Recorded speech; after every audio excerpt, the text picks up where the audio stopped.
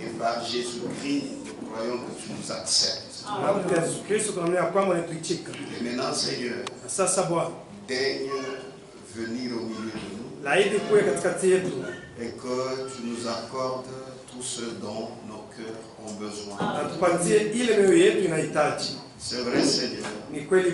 Sans toi, nous ne pouvons rien faire. Cette déclaration, tu l'as faite en connaissance de cause. Et c'est pourquoi, Seigneur, tu nous vois avec nos têtes inclinées. C'est un signe de reconnaissance que toi, tu es au-dessus de nous. Toi, tu peux relever nos situations honteuses et de nous élever dans les lieux célestes. Merci en toutes choses. Nous croyons que tu nous béniras.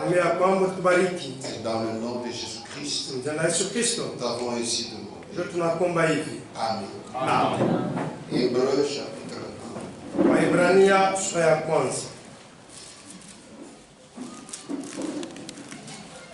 Verset 1er. Après avoir autrefois à plusieurs reprises et de plusieurs manières parlé à nos pères par les prophètes, Dieu, dans ces derniers temps, nous a parlé par le Fils, qu'il a établi héritier de toutes choses, par lequel il a aussi créé le monde, et qui étant le reflet de sa gloire et l'empreinte de sa personne, et soutenant toutes choses par sa parole puissante, a fait la purification des péchés et s'est assis à la droite de la majesté divine dans les lieux très hauts. Vous pouvez vous asseoir. Nous parlons sur la sagesse de Dieu. Et le mercredi, nous avons compris que cette sagesse de Dieu, c'est Christ crucifié. Et c'était d'abord dans l'éternité une pensée. Et ce Christ crucifié, c'est ça la pensée du Fils.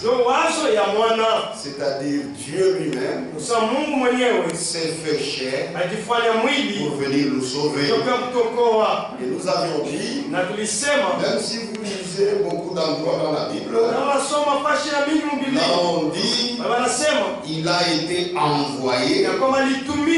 L'écriture de base, c'est Isaïe 35:4. Dieu a dit, il viendra lui-même et nous sauvera. C'est-à-dire dans l'éternité, comme la Bible l'a dit, avant les siècles, il avait eu cette pensée, puisqu'il avait vu comment l'homme tomberait, et il avait dit que personne d'autre ne pourrait le sauver. C'est ainsi que lui-même devait venir dans la chair humaine pour faire ce travail. C'est ainsi que cela est montré en symbole dans Apocalypse 5. Apocalypse 5, vous verrez que cela est montré en symbole. Et on peut commencer au verset 2. Et je vis un ange puissant qui criait d'une voix forte, qui est digne d'ouvrir le livre et d'en rompre les sceaux. Il s'agit du livre de la rédemption. C'est un symbole montrant que il peut sauver l'humanité qui est tombée dans le péché. Pourquoi? Et personne dans le ciel, ni sur la terre, ni sous la terre, ne peut ouvrir le livre, ni le regarder. Donc c'était une tâche très difficile. On montre ça en symbole.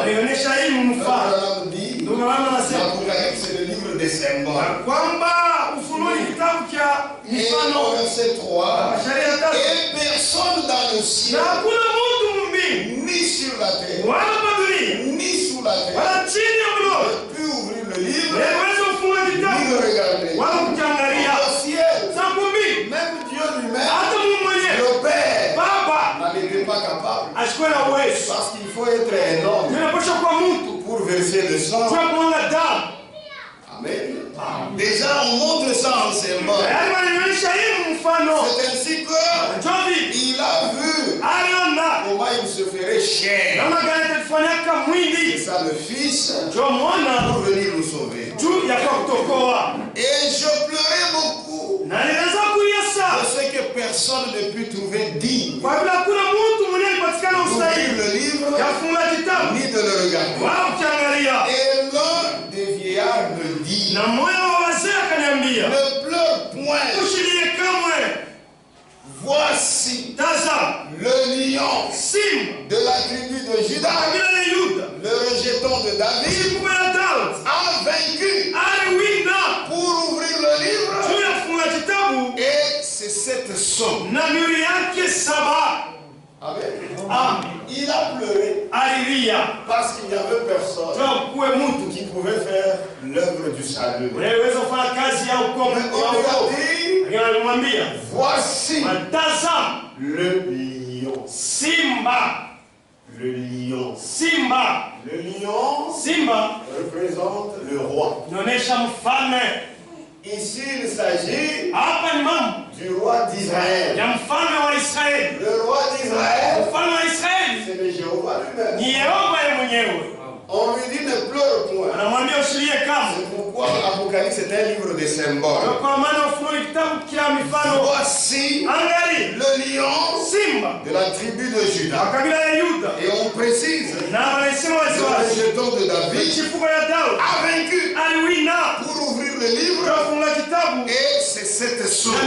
C'est-à-dire, le roi d'Israël a réussi à se faire homme pour venir nous racheter. C'est-à-dire, le lion, le roi, a accepté de se faire sacrifice. C'est pourquoi quand il a tourné les yeux pour voir le lion, au lieu de voir le lion, il a vu autre chose. Un agneau. C'est-à-dire, cet agneau ici, c'est le roi qui est venu en tant que sacrifice. C'est pourquoi l'Apocalypse est un livre de symboles. 6. Et je vis. Et je vis.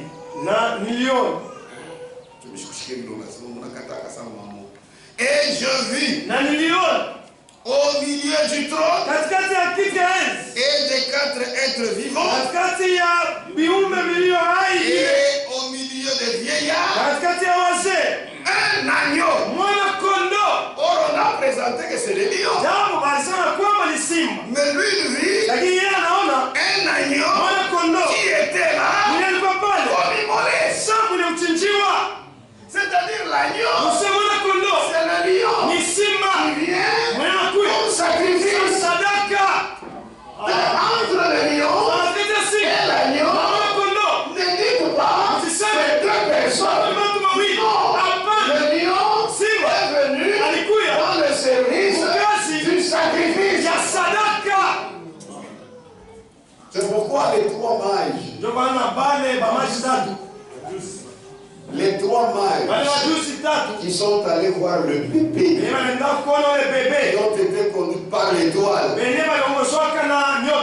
Quand ils sont arrivés, ils avaient apporté des offrandes.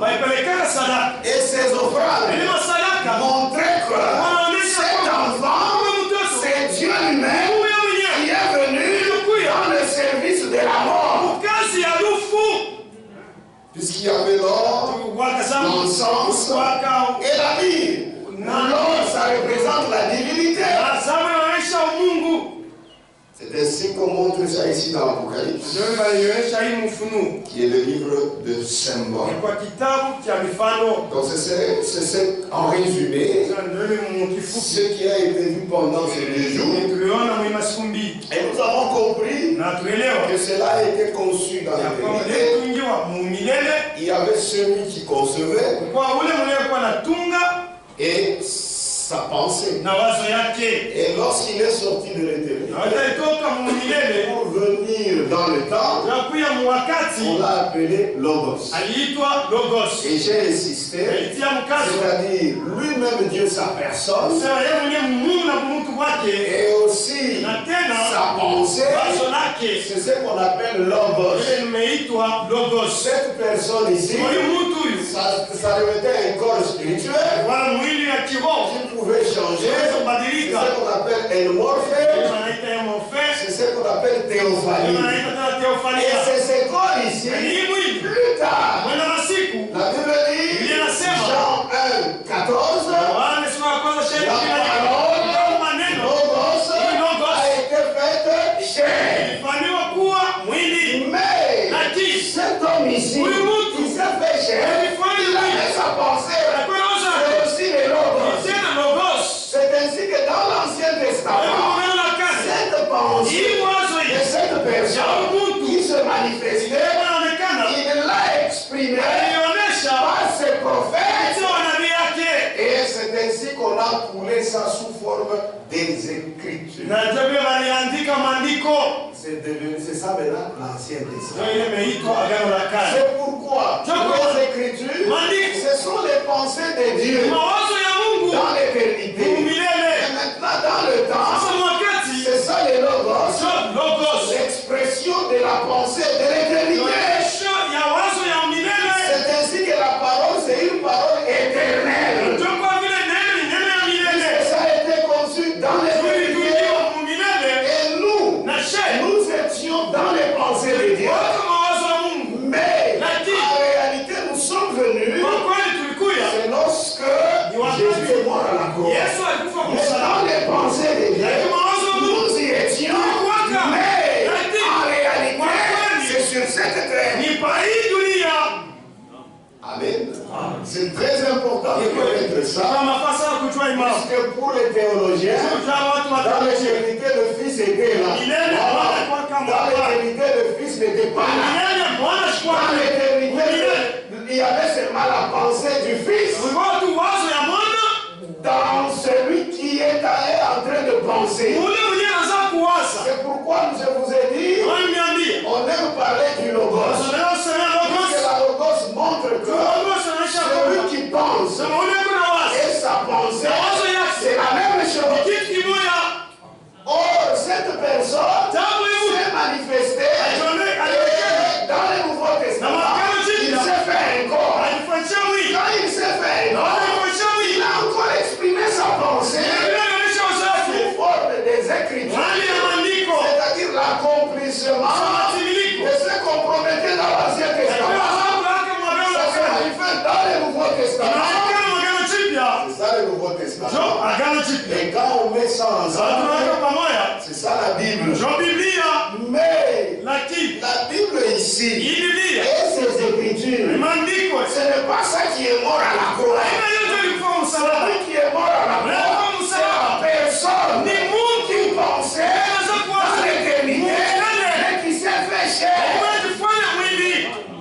C'est pourquoi Logos, cette personne, et aussi ses pensées. Pourquoi il faut éviter les confusions. Que Dieu vous aide. Maintenant, Dans l'Ancien Testament, il a parlé, il a exprimé cette pensée qu'il avait dans l'éternité par les prophètes. Mais dans le Nouveau Testament, il l'a fait par lui-même. Quand il s'est fait chair, par le Fils. Et quand il a terminé ce travail, il est retourné avec son corps. Et après, il est retourné dans l'église. Quand il est retourné dans l'église, même s'il est esprit, on l'appelle toujours fils. C'est ce qu'on a dit ici. Maintenant, le Fils de Dieu, nous avons compris avec vous que c'est Dieu fait chair. Maintenant, soyez attentifs. Vous allez comprendre que ce qui s'est exprimé dans l'éternité, que nous appelons pauvrement parole, mais je vous ai dit mieux, c'est logos. Parce que ça englobe les deux. Parole, vous allez comprendre que cette parole, c'est ça l'évangile. Puisque l'évangile était conçu dans l'éternité. L'évangile, c'est Dieu lui-même qui fait chair pour venir nous sauver. C'est ça l'évangile. Est-ce que vous comprenez? Oh, le logos, c'est la pensée exprimée. C'est-à-dire cette parole, ça exprime ce que Dieu disait dans l'éternité. La parole, c'est ça l'évangile. Puisque la base de cette pensée, c'était Christ. C'est comme ça, non? Le Fils de Dieu, Dieu fait chair. Mais là, quand nous lisons dans Jean, allons-y maintenant. Quand nous lisons dans Jean chapitre 10, est-ce qu'on est ensemble? Jean chapitre 10, à partir du verset 27. Vous allez comprendre que c'est parler seulement. Le Fils de Dieu, c'est Dieu lui-même. Regardez. Soyez attentifs. Jean chapitre 10, verset 27. Mes brebis, il parle. C'est Jésus. Or, en principe, quand vous lisez dans l'Ancien Testament, c'est lui-même Jéhovah qui dit: je suis le bon berger. C'est-à-dire, nous sommes ses brebis.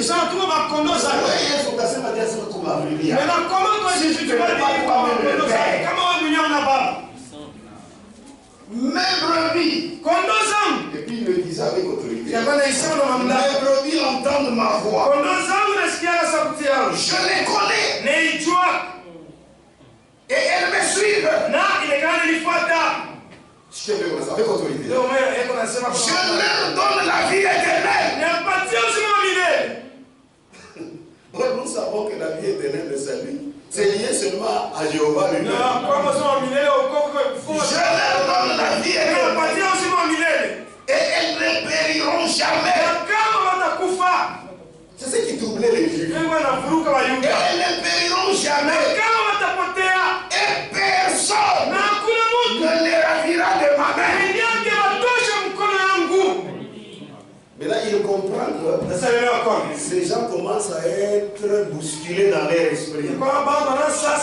Puisqu'ils comprennent, donc il veut dire que c'est lui Dieu. Maintenant, il dit: mon Père qui me les a donnés est plus grand que tous. Et personne ne peut les ravir de la main de mon Père.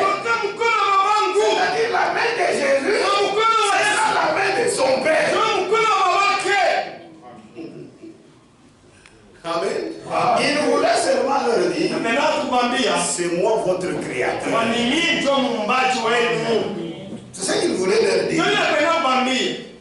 Il parle d'abord comme celui qui a toute autorité. Il dans ses mains. Et puis il dit, il parle encore de la main du Père. Donc sa main, c'est la main du Père. Amen. Et il dit encore, moi, il savait que dans leur esprit, Jésus c'est une autre personne. Le Père c'est une autre personne. Maintenant il dit, moi et le Père, nous sommes un.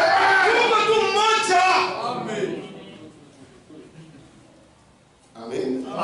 Donc le Fils de Dieu, c'est Dieu dans la chair. Il le comprenait. Maintenant, toujours là-bas, à 31. Alors les Juifs prirent de nouveau des pierres pour le lapider. Et ils ont compris plus que les catholiques. Cet homme, il va nous dire, c'est lui le Dieu créateur. Oh, c'était une bonne compréhension. Jésus, c'est lui Dieu. Quand ils ont compris, on dit non, un homme, non. Notre Dieu est esprit. Il ne peut jamais se faire homme. Or, il n'avait pas bien lu. Or, lui avait dit, en se présentant, il viendrait lui-même. Et nous sauvera. Et aussi, il dit un fils nous est donné. On l'appellera admirable, conseiller, Père éternel. Donc c'est fils qui était né, c'est le Père éternel. Et Jésus, il savait que dire ça directement avait à comprendre. Pour moi, c'est un blasphème.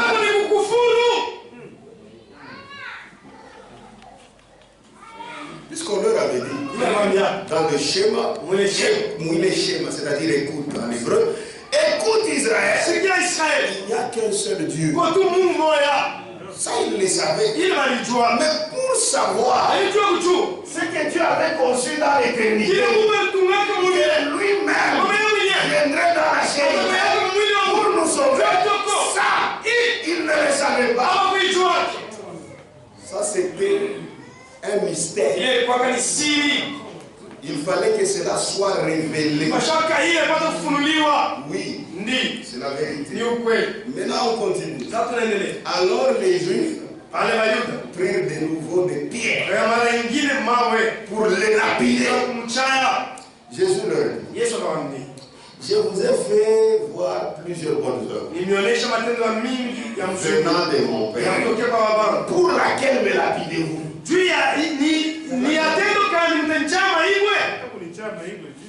C'est ça, c'est rien que ça. Les Juifs lui répondirent, ce n'est point pour une bonne œuvre que nous te lapidons. Ce n'est pas pour une bonne œuvre que nous te lapidons. C'est ça. Mais pour un blasphème. Et on comprit plus que les catholiques.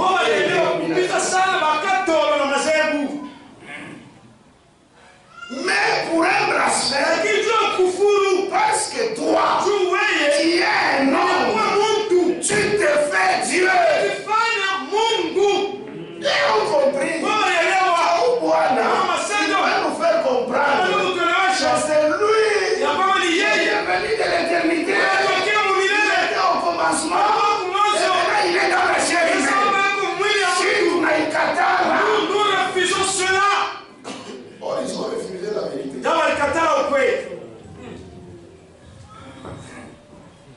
Amen. Or, Jésus n'avait pas dit que c'est moi Dieu. Il voulait que l'on comprenne. C'est les choses de Dieu. Il faut que lui-même révèle ça. Amen. Il faisait s'ils veulent saisir. Mais là, parce que lui, il disait, je suis le Fils de Dieu. Et comprenez le Fils de Dieu. C'est Dieu dans la chair humaine. Ils ont refusé. Toi, tu es un homme. Mais tu te fais Dieu. Jésus leur répondit. N'est-il pas écrit dans votre loi? J'ai dit, vous êtes des dieux. Si elle a appelé Dieu,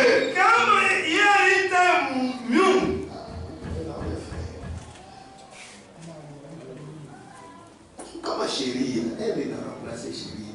Si elle a appelé Dieu, ceux à qui la parole de Dieu a été adressée.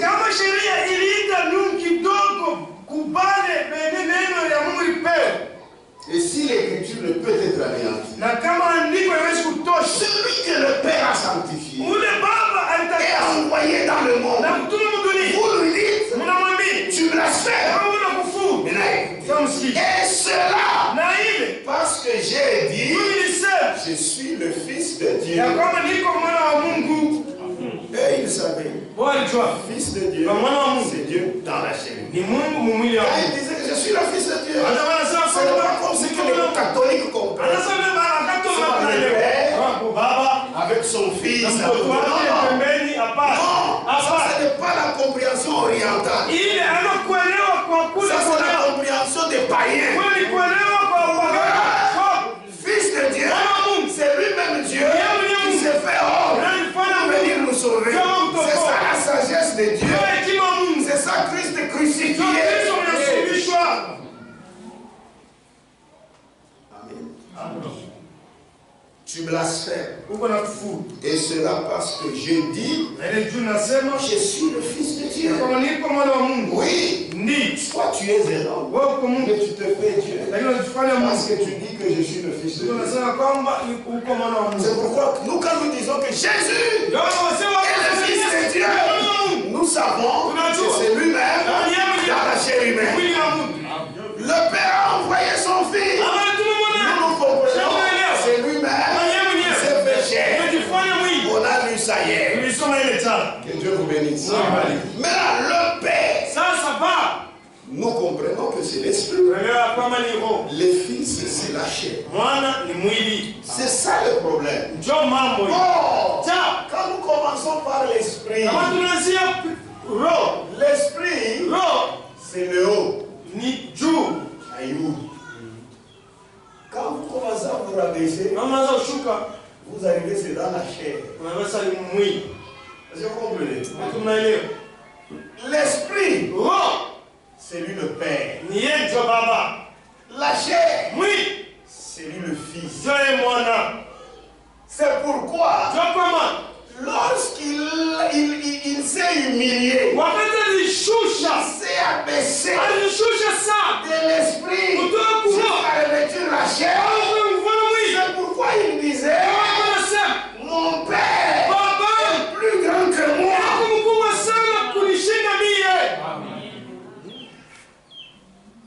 Amen. Mais analysons quelque chose. On explique quelque chose. Dans Christ est révélé dans sa propre parole. Page 37.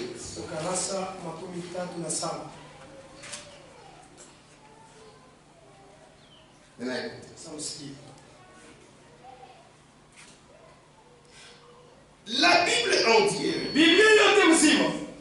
paragraphe 143, et l'entière révélation de Jésus-Christ. Le saisissez-vous bien?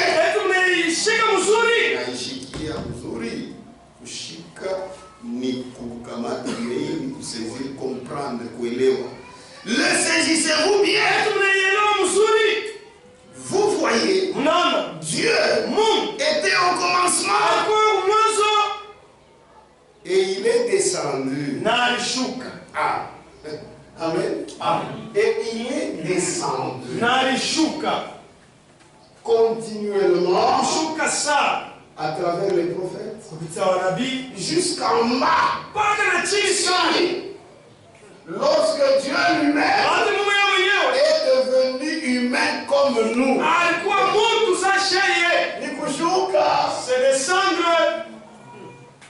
lorsque Dieu est devenu humain comme nous,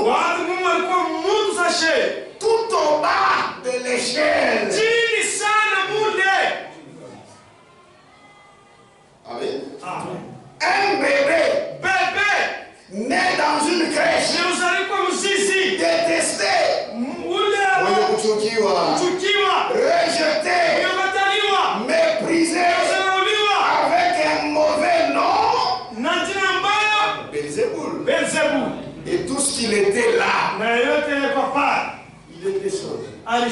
C'est pourquoi il ne pouvait pas comprendre.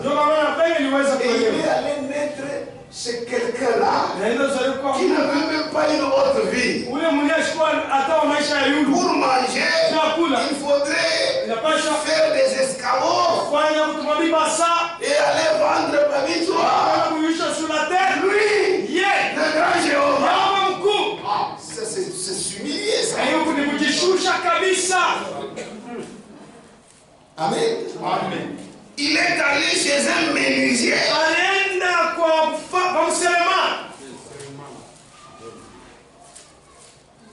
Un menuisier. C'est mal, c'est mal.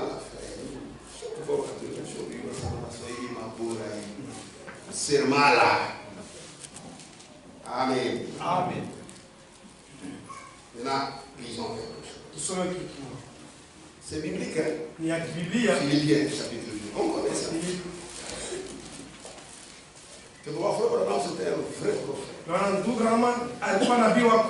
Il y a un assez bateau. Mais moi, ça, vous cherchez dans la Bible. Philippiens, chapitre 2. À partir du verset 5. Ayez en vous les sentiments qui étaient en Jésus. Lequel, ou bien lui, existant en forme de Dieu,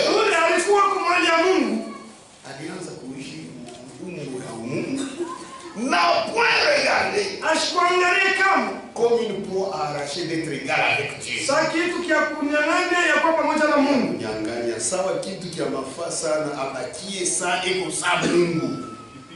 Mais c'est dépouiller lui-même.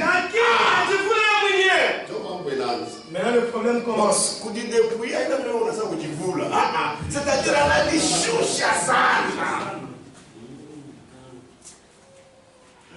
mais c'est dépouiller lui-même de l'esprit qu'il était, en prenant une forme de serviteur, en devenant semblable aux hommes, et ayant paru comme un simple homme, il s'est humilié lui-même, se rendant obéissant jusqu'à la mort, même jusqu'à la mort de la croix. C'est ça la sagesse de Dieu. Conçu dans l'éternité. Il nous a dit, Christ crucifié. Il s'est humilié lui-même, se rendant obéissant jusqu'à la mort, même jusqu'à la mort de la croix. C'est la vérité. Vous voyez comment il s'est abaissé? C'est pourquoi il faut comprendre cette écriture. Dans Jean 14, le verset 28.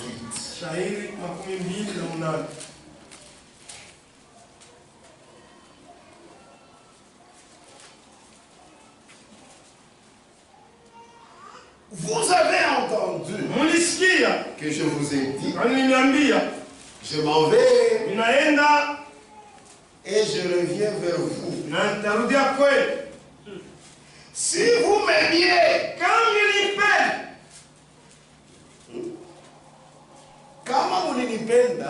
vous vous réjouiriez de ce que je vais au Père. Est-ce que vous comprenez? Moi, je comprends très bien. Si vous m'aimiez, vous vous réjouiriez de ce que je vais au Père. Car le Père est plus grand que moi. C'est ce que j'ai expliqué hier. Je ne sais pas si vous vous rappelez. Esprit, chair, et après esprit. Donc là, l'esprit, c'est ce qu'on a dit, même dans l'Ancien Testament, on l'appelait Christ.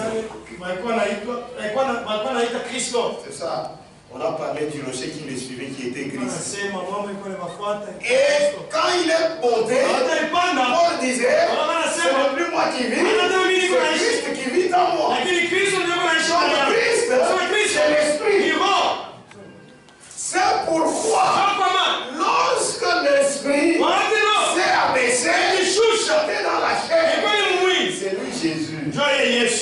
Après avoir fait l'œuvre de rédemption, il leur dit, je rentre dans mon état esprit. C'est pourquoi il dit, le Père est plus grand que moi, puisque l'Esprit, c'est ça le Père. C'est ça le Père. C'est pourquoi il dit, le Père est plus grand que moi. C'est ça. Entre l'Esprit et la chair, qui est le plus grand? C'est l'Esprit. Amen. Je ne sais pas où j'ai... Voilà, ça y est, ça ne sèche pas. Donc, si vous comprenez, c'est très important de les comprendre. C'est pourquoi, dans un chant, ça c'est l'épître, un chant. Ce sont des choses, nous, quand on croyait,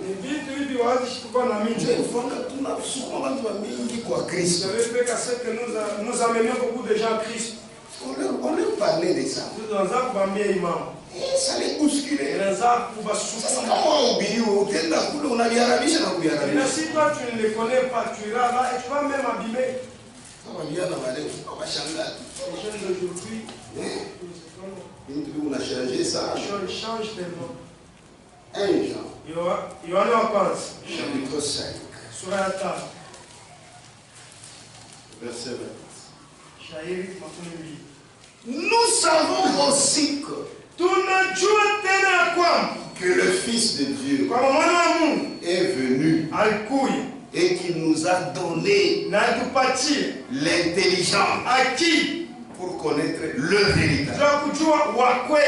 Et nous sommes dans le véritable en son Fils Jésus-Christ. Or nous comprenons le Fils, c'est quoi? En son Fils Jésus-Christ.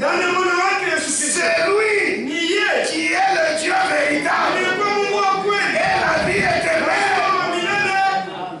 Petits enfants, gardez-vous des idoles.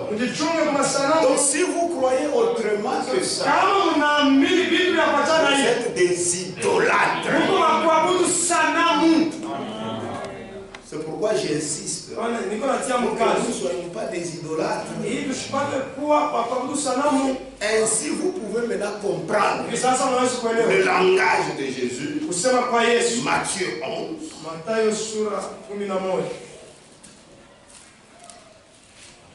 11, 25. En ce temps-là, Jésus prit la parole et dit, je te loue, Père, Seigneur du ciel et de la terre, de ce que tu as caché ces choses aux sages et aux intelligents, et de ce que tu les as révélés aux enfants. Oui, Père, je te loue parce que tu l'as voulu ainsi. Maintenant le problème commence. Toutes choses ont été données par mon Père. Et personne ne connaît le Fils. Personne ne connaît le Fils.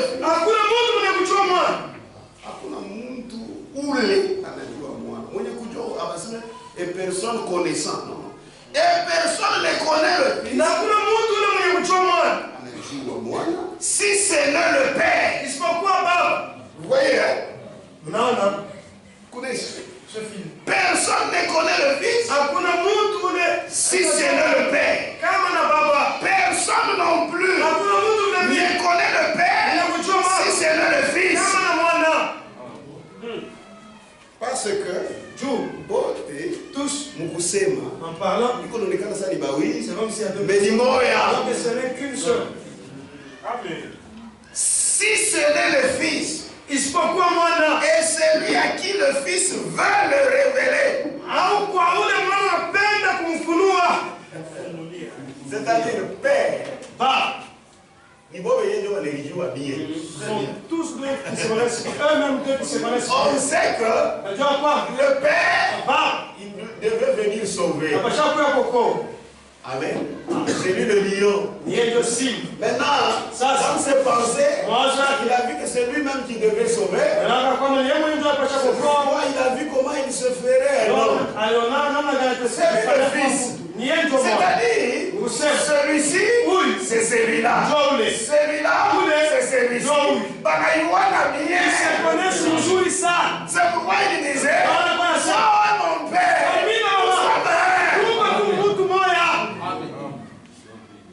ce n'est pas, il est nous sommes la femme et l'homme. Ça c'est différent. Est-ce que c'est Agnès? Est-ce que c'est Agnès? C'est pas Agnès. Il ne se ressemble même pas. Tu ne te ressembles pas à Agnès. Je vois c'est Kachinga. Atanas, Matuka. Ce n'est pas Agnès. Agnès. Mais pour Jésus, quand tu le vois, tu vois le Père. Ce ne sont pas deux personnes. Il y a une femme et l'époux sont une seule personne. C'est ça. Amen. Si le Père, c'est pas l'autre qui meurt. Mais la Bible dit, s'ils l'ont connu, ils ne crucifieraient pas le Seigneur de gloire. Que Dieu bénisse. C'est la vérité. C'est pourquoi il faut que Dieu vous aide. Comme c'est lui-même qui révèle, il faut qu'il vous révèle le Fils. Même à tel moment où puisque la révélation du Fils n'a pas été faite pour eux. C'est la vérité.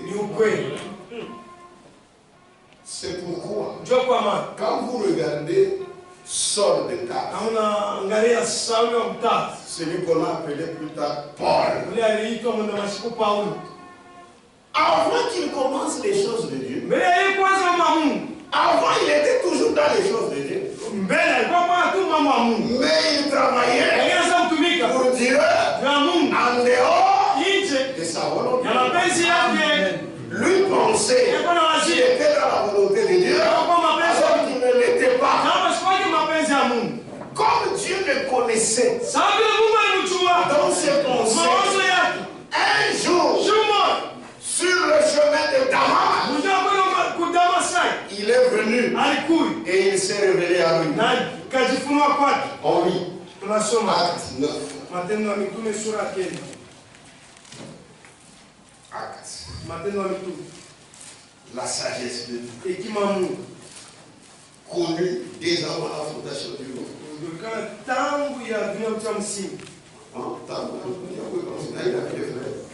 Acte de la vie. Il va vous battre. Acte 9. Acte 9. À partir du verset 1er.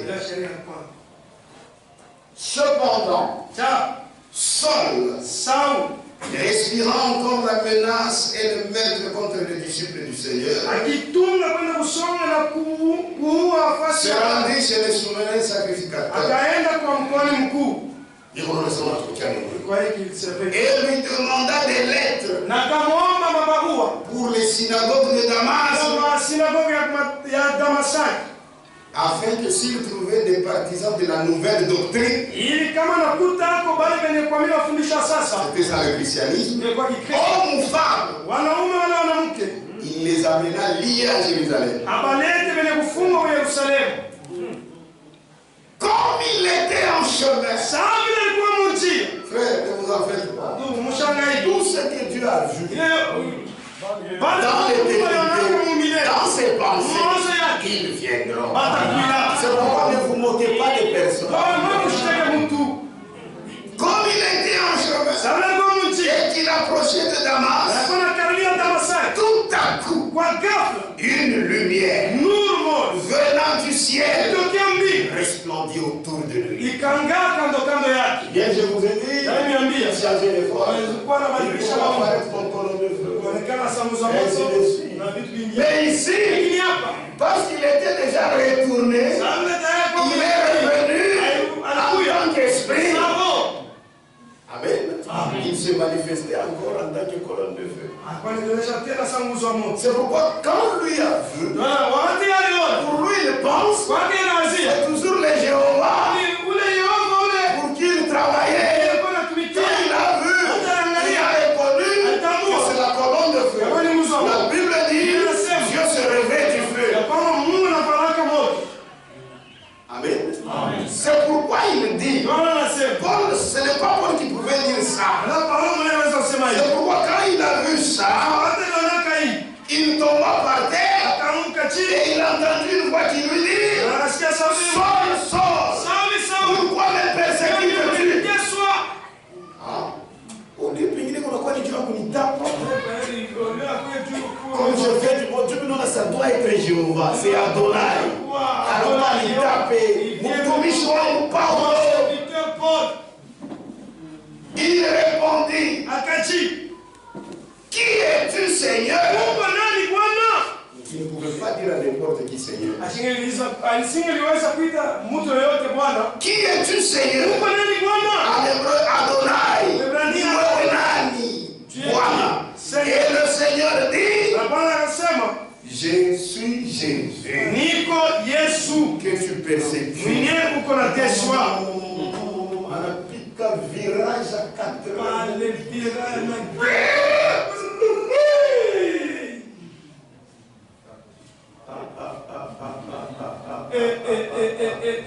Déjà il comprend toutes les mathématiques bibliques. Il comprend dans une fraction des secondes. Comme Jésus, c'est celui qui était dans l'éternité.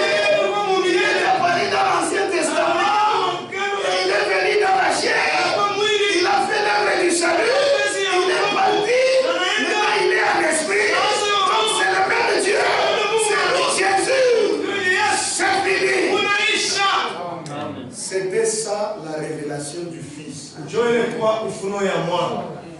Chez Paul, il a compris. Verset 6. Tremblant et saisi de foi, il dit. Donc, révélation n'a pas. À s'y résister dans sa vie du Seigneur. Il continue toujours à citer Seigneur. Seigneur. Et là, il s'adresse à Jésus. Seigneur, que veux-tu que je fasse? Et le Seigneur lui dit, lève-toi, entre dans la ville et on te dira ce que tu dois faire. Il comprit. Le Fils a été révélé à lui. Il a compris que le Fils c'est lui le Père dans la chair humaine et que c'est Jésus qui a été crucifié. C'est pourquoi il dit dans 1 Corinthiens 2, quand nous avions lu le mercredi, que cette sagesse-là qui a été conçue avant les siècles, c'est Jésus-Christ crucifié. Et il dit, s'il le connaissait, il ne devait pas tuer le Seigneur de gloire. J'ai eu la révélation de ce Fils-là. Le Fils qui a été révélé. Amen. Maintenant, je vous disais, tout au début, on a effacé. Je vous disais que cette parole qui a été révélée, ce qui était conçu dans l'éternité, c'est-à-dire Dieu fait chair, c'est ça l'évangile. Donc la parole qui est la pensée dans l'éternité, qui a été exprimée, on appelle la parole, c'est ça l'évangile. Sa base, c'est sur Jésus-Christ. C'est pourquoi quand Paul a eu cette révélation du Fils. Et même l'évangile lui a été révélé. Je vous déclare, frère, que l'évangile qui a été annoncé par moi, n'est pas de l'homme. Est-ce que vous comprenez? L'évangile qui a été annoncé par moi n'est pas de l'homme. Car je ne l'ai ni reçu, ni appris de l'homme, mais par une révélation de Jésus-Christ. Cette fraction des secondes là, et c'est là que l'évangile lui a été révélé. Vous avez su en effet qu'elle était autrefois ma conduite dans le judaïsme.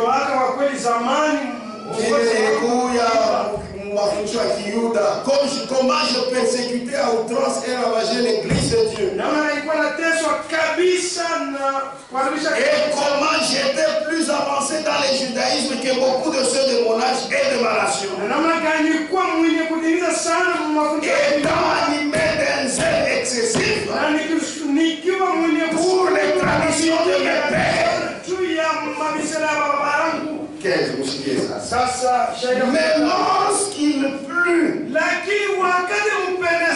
celui qui m'avait mis à part dès le sein de ma mère et qui m'a appelé par sa grâce de révéler en moi son Fils.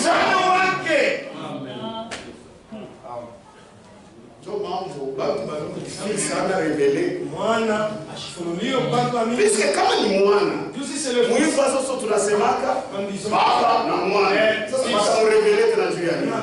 Pourquoi c'est mwana? Est-ce que il faut tena bamurevele? C'est quoi la mwana? Celui-là n'est pas fils. C'est lui-même dans la chair. Il faut bamurevele. Comme on a révélé à Saul de révéler en moi son Fils, afin que je l'annonçasse parmi les païens. Aussitôt, je ne consultais ni la chair, ni le sang. Kuraïcha, je ne suis plus allé chez un homme. Lui-même a révélé. Et quand il a révélé le Fils, automatiquement il a révélé l'évangile. Parce que l'évangile, c'est il viendra lui-même et vous sauver. C'est ça l'évangile. Quand on vous révèle le Fils, on vous révèle l'évangile. C'est la vérité. Donc le Fils a été révélé. Et c'est cet évangile-là, Dieu fait chair pour nous sauver. Qui avait été conçu dans l'éternité, qui avait été préparé dans l'Ancien Testament et réalisé dans le Nouveau Testament. Et Paul dit encore dans Romains chapitre 1 à partir du verset 1er, Paul, serviteur de Jésus-Christ, appelé à être apôtre, mis à part pour annoncer l'évangile de Dieu. Maintenant écoutez, cet évangile qui avait été promis auparavant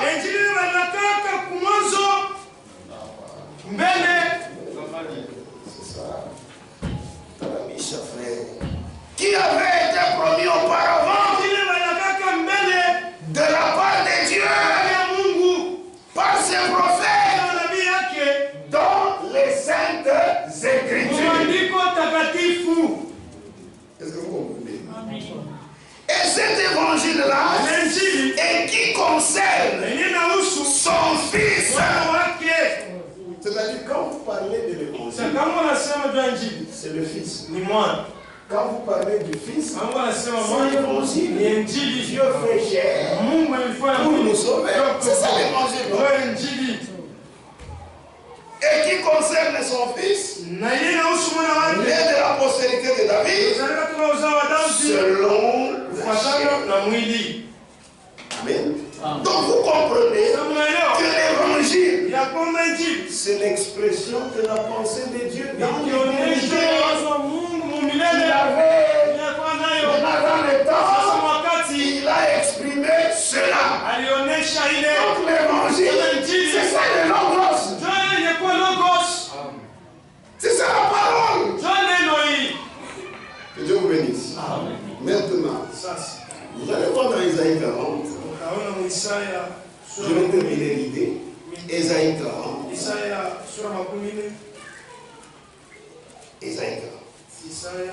40. Verset 6.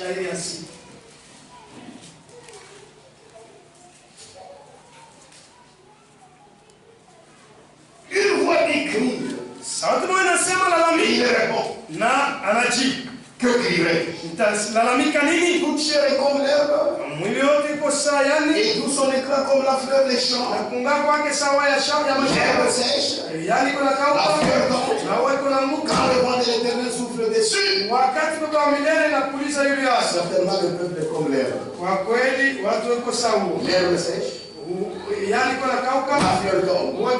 Mais la parole de notre Dieu subsiste éternellement. C'est-à-dire la parole de l'homme ne sera jamais notre absolu. Notre absolu, c'est la parole de Dieu. Quand ça subsiste éternellement, cela c'est la pensée de Dieu depuis l'éternité. Maintenant vous comprendrez que cette parole, c'est ça l'évangile. 1 Pierre, chapitre 1. Verset à partir du verset 23. Puisque vous avez été régénérés, non par une semence corruptible, mais par une semence incorruptible, par la parole vivante et permanente de Dieu. Car toute chair est comme l'herbe. On a dit à Isaïe 40, on parle de la parole. Car toute chair est comme l'herbe. Et toute sa gloire comme la fleur de l'herbe. L'herbe sèche et la fleur tombe. Mais la parole du Seigneur demeure éternellement. Et là, écoutez, et cette parole est celle qui vous a été annoncée par l'évangile. Donc la parole, c'est ça l'évangile. Et l'évangile, c'est l'idée qui était conçue dans l'éternité. Quand ça a apparu dans l'Ancien Testament, c'est ça le logos. Et plus tard, cette personne s'est fait chair.